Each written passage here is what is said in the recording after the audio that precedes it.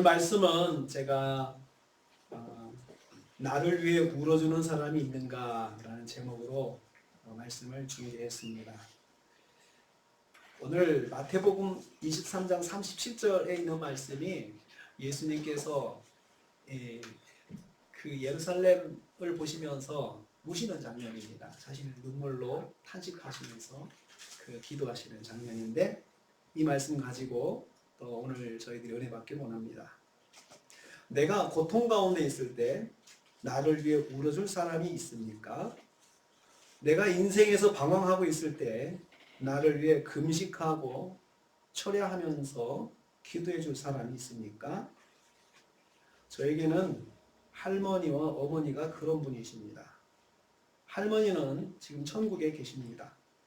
생전에 할머니는 교회에 새벽마다 나가셔서 저를 위해서 항상 기도해 주셨습니다. 거동이 불편해서 몸을 움직이지 못하는 순간에도 잠자리에서 일어나 앉아서 저를 위해서 기도해 주셨습니다. 눈물로 기도해 주셨습니다. 항상 기도하시는 할머니를 보면 눈물이 흘러내리는 것을 항상 볼 수 있었습니다. 물론 할머니는 저만 위해서 기도하신 것은 아니었습니다. 할머니에게는 눈물로 기도해야 할 사람들이 많으셨습니다. 5남매의 자녀들, 그리고 그 가정과 며느리, 그리고 손주들, 그리고 주변 교회 식구들을 위해서 항상 눈물로 기도하셨습니다. 그래서 할머니 입에는 사람들의 이름이 달달달달 이름이 줄줄줄줄 쏟아져 나왔습니다. 아무개 위해서 늘 기도해 주셨습니다. 저는 그러한 할머니가 신기했습니다. 어쩌면 그렇게 우실 수가 있을까? 어쩌면 그렇게 눈물이 날 수가 있을까? 사람을 생각하는데 눈물이 날 수 있을까? 그것도 우리 친척도 아니고 또 다른 식구들, 다른 사람들 위해서 기도할 때도 눈물을 흘리셨습니다. 저희 어머니도 저를 위해서 기도해 주셨습니다. 새벽에 교회에서 기도하시고 집에서 가정 예배 드릴 때 기도해 주셨습니다. 집에서도 밤을 새면서 기도해 주실 때가 많았습니다. 잠을 안 주무시고 밖에 나가셔서 마루에 앉으셔서 이불을 뒤집어 쓰시고 겨울에도 기도해 주실 때가 많았습니다. 어머니도 기도하실 때마다 우셨습니다. 가정 예배를 드릴 때도 저뿐만 아니라 모든 친척을 위해서 기도해 주셨습니다. 특별히 예수 믿지 않는 외삼촌을 위해서 기도하실 때면 우시면서 기도하셨습니다. 우시다가 기도를 못하고 눈물만 흘리고 있기도 했습니다. 예수 믿지 않는 외삼촌이 어머님을 모독하는 말을 하고 교회를 모독하는 말을 해도 어머니는 웃으시면서 대꾸하지 않고 차분히 타일러 주셨습니다. 그래서 외삼촌을 위해서 기도하실 때는 울면서 기도하였습니다. 외삼촌의 구원을 위해서 눈물로 기도하셨습니다. 외삼촌은 어머니의 기도로 지금 평안한 삶을 회복했습니다. 지금은 어머니의 눈물의 기도가 멈췄습니다. 수년 전부터 어머니가 알츠하이머를 앓고 있기 때문입니다. 기도를 망각하여 기도를 하지 않게 되었습니다. 그렇게 기도하시던 분이 알츠하이머를 앓게 되니까 기도를 멈추게 되었습니다. 그러다가도 기도가 생각나시는지 기도를 하실 때도 있습니다. 그러나 내용은 오락가락 하십니다. 그 내용에는 진정성이 좀 빠지죠. 오락가락 하시니까. 그걸 볼 때가 있습니다. 오락가락 내용에도 제 이름이 들어가 있습니다. 그 소리를 들을 때면 제가 눈물이 납니다. 이제는 내가 어머니를 위해서 눈물로 기도하게 됩니다. 2주 전에 갑자기 어머니로부터 전화가 왔습니다. 깜짝 놀랐습니다. 집에 와 계신 간병보호사님 목소리가 났습니다. 어머니가 아들 보고 싶다고 우신다고 해서 전화 연결했다 하십니다. 그래서 어머니를 불렀습니다. 그랬더니 어머니는 누구시냐고 물으십니다. 제 목소리를 못 알아들으십니다. 아들 보고 싶다고 우시던 어머니의 그 눈물이 저를 위해 기도하시는 것이라 믿습니다. 나를 위해 울어주는 사람이 있는 분은 행복한 사람입니다. 특히 울면서 기도해 주는 사람이 있는 분은 행복한 사람입니다. 여러분은 나를 위해 울어주는 분이 있으십니까? 누가 나를 위해 울면서 기도해 주십니까? 오늘 말씀은 예수님께서 예루살렘을 보시고 우시는 장면으로 시작하고 있습니다. 예수님께서 예루살렘을 보시면서 안타까운 마음으로 우시며 말씀하십니다. 예루살렘아, 예루살렘아. 왜 우셨습니까? 37절 말씀이 있습니다. 30절 말씀 보면 예수님이 왜 우셨는지 나와 있습니다. 같이 읽겠습니다. 예루살렘아, 예루살렘아, 선지자들을 죽이고 내게 파송된 자들을 돌로 치는 자여, 암탉이 그 새끼를 날개 아래에 모음같이 내가 내 자녀를 모으려 한 일이 몇 번이더냐. 그러나 너희가 원하지 아니하였도다. 예루살렘 사람들, 유대인들이 예수님 안으로 들어오지 않기 때문에 우셨습니다. 예수님 품 안에 들어오지 않는 것 때문에 예수님께서 우셨습니다. 암탉이 그 새끼를 날개 아래 모음같이 내가 내 자녀를 모으려 한 일이 몇 번이더냐. 내가 내 자녀를 모으려 했다 했습니다. 돌아오라, 돌아오라. 이스라엘 백성을 주님께서 모으기 위해서 돌아오라, 돌아오라 몇 번이나 했느냐라고 되묻고 계십니다. 이스라엘 백성은 하나님께서 택하셔서 하나님 백성으로 삼아서 제사장 나라를 역할을 하게 하신 민족이었습니다. 그 사람들만 구원하려고 하신 것이 아니고 그들을 모델 삼아서 하나님의 백성이 이렇게 살아야 된다. 그리고 앞으로 하나님께서 구원하신 백성이 이렇게 복을 받으며 살 것이다 라고 보여주기 위해서 이스라엘 백성을 택하신 것입니다. 그런데 그들이 지금 어떤 모습으로 살고 있습니까? 그들은 하나님 보내신 선지자들을 죽였습니다. 하나님 파송하신 자들을 돌로 쳐 죽였다고 했습니다. 받아들이지 않는 거죠. 소용없다 이거죠. 다 죽였습니다. 이런 행동은 하나님 말씀을 받아들이지 않겠다는 메시지입니다. 하나님께 불순종했습니다. 그들은 지금 예수님도 죽이려 했습니다. 예수님을 조직적으로 핍박했습니다. 그러한 예루살렘을 보시면서 주님께서 너희가 저 그렇게 내 말을 받지 않겠다면 소용없다. 그래, 세상에 구원할 사람들이 너뿐이겠느냐 하시면서 돌아서지 않으셨습니다. 그들을 바라보시면서 예루살렘아, 예루살렘아 하시면서 안타까운 마음으로 우셨습니다. 여러분, 이런 예수님의 마음에 공감이 되십니까?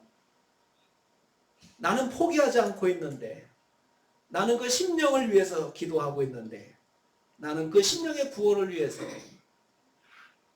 기도하고 있는데, 오히려 더 반감을 가지고 더 반대하고 반항하고 그럴 때 여러분 그 마음에 포기가 됩니까?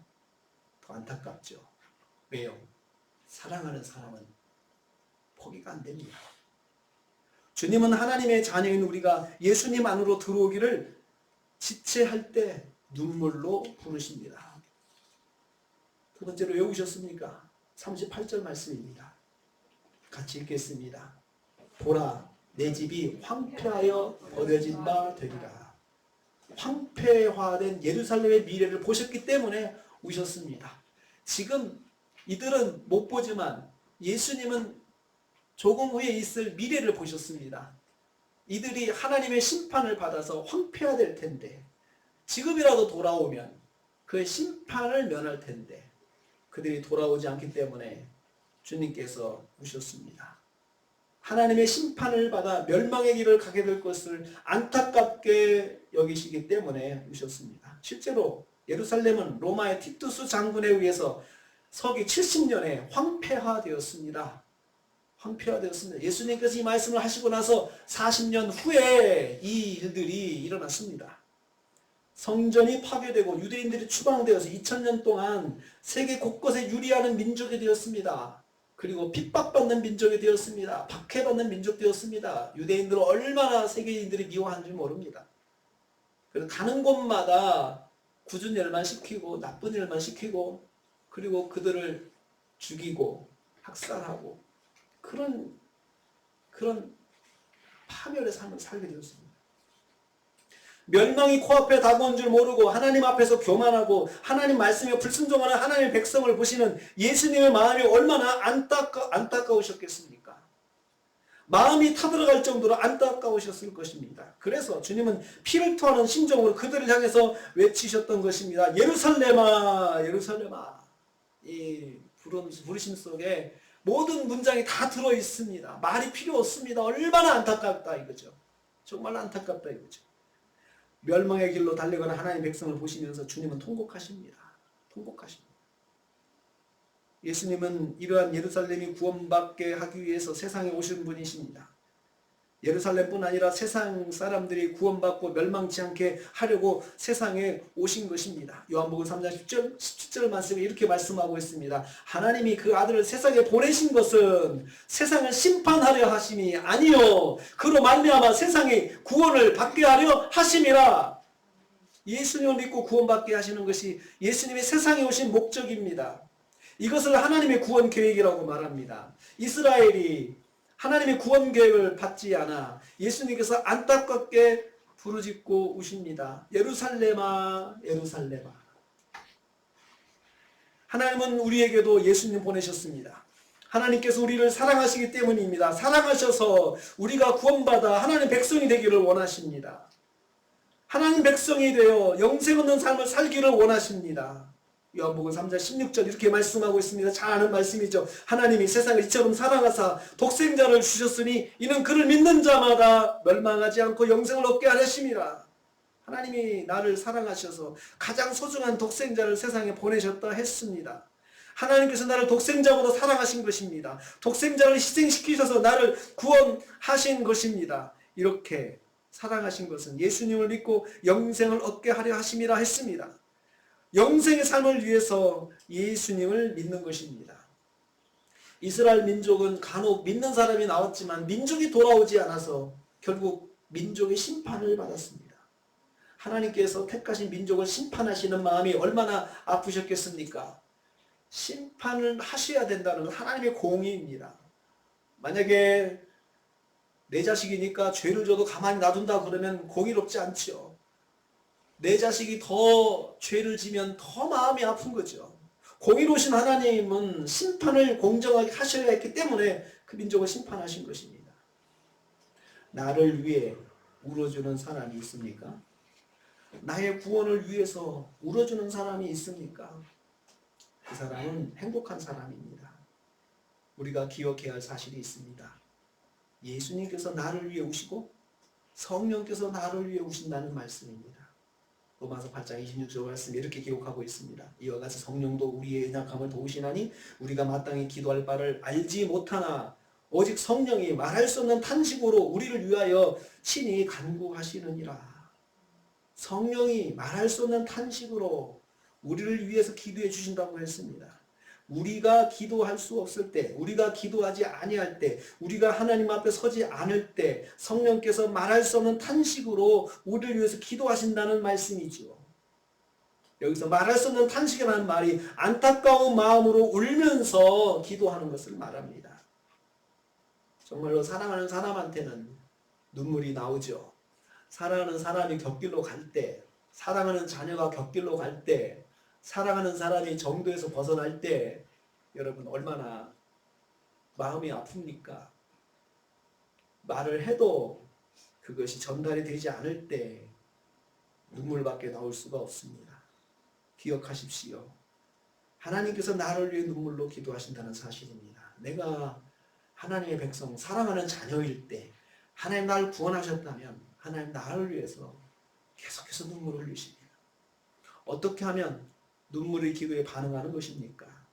예수님을 믿는 것입니다. 하나님이 세상처럼 사랑하사 독생자를 주셨으니 이는 그를 믿는 자마다 멸망하지 않고 영생을 얻게 하려 하심이라.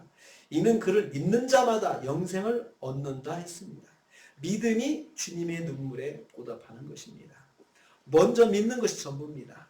다른 어떤 것도 필요하지 않습니다. 믿고 예수님을 내 인생의 주인으로 모시는 것입니다. 주님은 내 인생의 주인이십니다. 고백하는 것입니다. 그리고 주인 뜻대로 살고자 결심하는 것입니다. 먼저 예수님을 나의 구원자로 믿으십시오. 그것이 예수님의 눈물에, 주님의 눈물에 반응하는 길입니다. 사람이 마음으로 믿어 의에 이르고 입으로 시인하여 구원에 이른다 했습니다. 마음으로 믿고 입으로 시인한다 했습니다. 구원의 길은 행동이 먼저가 아니라 믿음이 먼저입니다. 성경은 그렇게 말씀하고 있습니다. 우리가 착한 일을 해서 구원받는 행동이 아니고 먼저 믿고 그 다음에 행동이 다음입니다. 믿고 시인한다 그랬습니다. 믿고 입으로 시인한다. 무엇을 시인하는 것입니까? 예수님 믿고 구원을 받는다는 사실을, 이것을 시인하는 것입니다. 이 말은 영생을 얻는다는 것을 말합니다. 또 예수 믿고 천국에 간다는 것을 말합니다. 이 자신을 내가 시인하는 것입니다. 그렇습니다. 제가 예수님 믿고 구원을 받습니다. 이렇게 시인하는 것입니다. 이렇게 시인하는 사람은 예수님을 내 삶의 주인으로 모십니다. 이제부터는 내 인생을 예수님 말씀 따라 살겠습니다. 고백합니다. 그러면 그분은 예수님의 눈물에 반응하는 것입니다. 예수님을 믿는 것입니다. 이제부터 예수님을 내 삶의 주인으로 섬기십시오. 말씀을 맺습니다. 주님이 나를 위해 오십니다. 그리고 나를 위해 기도하십니다. 그 사랑이 내게 있음을 기억하십시오. 그리고 이제는 내가 누군가를 위해서 눈물로 기도하는 사람이 되십시오. 누군가가 나의 눈물의 기도로 인생이 변하고 삶이 변하는 경험을 하게 된다면 보람 있는 인생이 될 것입니다. 나의 눈물의 기도를 통해서 누군가 위대한 사람이 나온다면 인생이 빛날 것입니다. 한 번뿐인 인생입니다. 지금까지 나는 누구를 위해서 울고 무엇을 위해서 울었는지 생각해 봅니다. 나는 누구를 위해서 울었는가? 울어봤는가? 나는 무엇을 위해서 울었는가? 지금도 나는 그런 눈물이 있습니까? 지금도 나도 누군가를 위해서 울어줄 눈물이 있습니까? 정말로 안타까워서 내가 이제는 이 사람을 위해서 기도하고 이 사람이 잘 되기를 위해서 내가 눈물로 기도하는 사람이 되어야 되겠다. 이제는 내가 그 눈물의 기회를 받았으니 이제는 내가 눈물로 보답하는 사람이 되어버렸다. 이렇게 생각하는 그런 눈물이 있으십니까? 기도하겠습니다.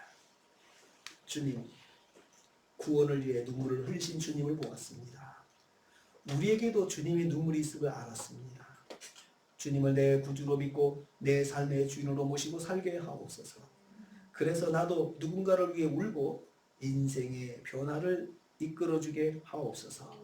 예수님의 이름으로 기도하옵나이다. 아멘. 지금은 우리 주님 예수 그리스도의 은혜와 하나님 아버지의 말로 닿을 수 없는 사랑하심과 성령님의 감동, 교통, 충만 이루하시니 눈물의 사람이 되어서 누군가를 구원을 위해서 울고 누군가 인생을 위해서 울어주는 사람이 되고자 다짐하는 우리 성도들 머리 위에 가정과 생활 위에 교회 관계된 모든 기관들을 위해 함께하지 못했지만 여러 곳에 흩어진 우리 형제 자매들 위해 그리고 중동 땅의 전쟁터에 그 희생당하는 분들 위해 그리고 우크라이나 땅 위에 평화가 오기를 기도하는 모든 심령들 위해 지금부터 영원토록 함께 있을지어다. 아멘.